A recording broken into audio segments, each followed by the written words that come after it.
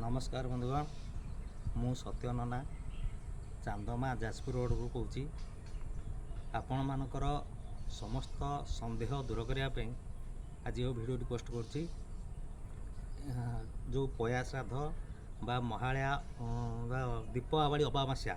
पया श्राद्ध बा दीपावली अमावास्या जो 20 तारीख सोमवार करिया कथा कहउचंती त्यापर कहूँ जेहेतु शास्त्र सम्मत 20 अक्टोबर 2025 एटा शास्त्र सम्मत नुहे संपूर्ण रूपे भूल प्रकृत ठीक जिनसटा है आमर अक्टोबर 21 तारीख मंगलवार दिन हम तार बलिष्ठ प्रमाण मुझे आपण मानू देखौची ए प्रमाण देखि सारापर आपण मैंने विश्वास करेंगे प्रकृत में ठीक कौ जिनसटा देखु ए बही है पंडित सर्वस्व देखु 1857 मसीहा बही 1857 मसीहा बही ये 1857 मसीहा बही रे लिखाई देखु देखु देखुच आपन को दीपदान तुला राशि की सूर्य गमन करते जो अमावास्या हुए ताहाकू अमावास्या उपास समय पितृ दीपदान करने अत्यंत सूची होता है। उपास्त समय प्रदोष समय एठारे प्रदोष 6 प्रकार भेद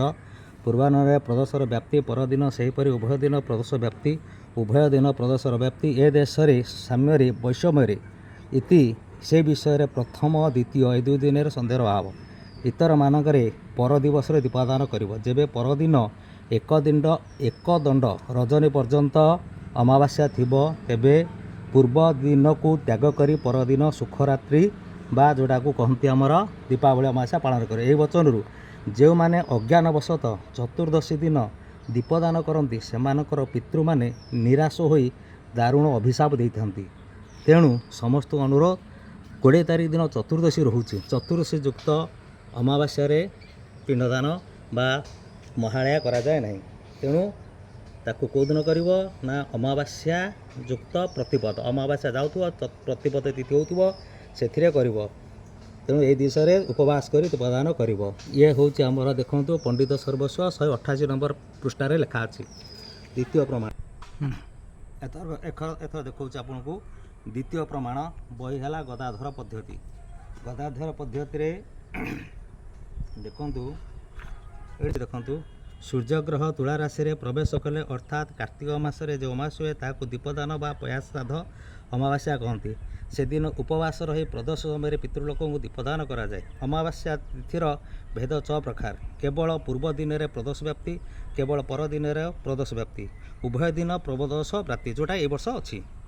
उभय दिन में प्रदोष अव्याप्ति उभय दिन प्रदोष समवार व्याप्त बा उभय दिन वैषम्य भाव व्याप्ति एपरी स्थले प्रथम द्वितीय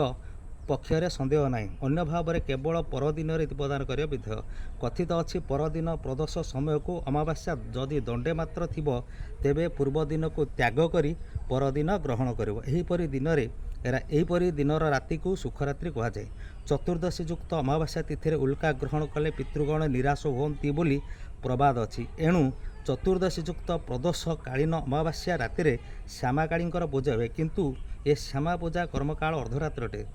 तेणु प्रदोष काल ग्रहणीय नुह जो दिन निषार्ध को अमावास्या तिथि थी से दिन श्यामा पूजा कर किंतु दैध परदिन हेब दीपदान हम जो दिन आमर जेहेतु 21 तारीख दिन अधघंटे अमावास्या अच्छी तेणु से दिन कर आउ गोटे ये लिखाई बही ये लिखाई कौ दिन लिखा हम ना देखु चतुर्दशी युक्त अमावास्या त्याज्य प्रतिपद युक्त अमावास्या ग्राह्य तेणु कौन करेंगे ना चतुर्दशी युक्त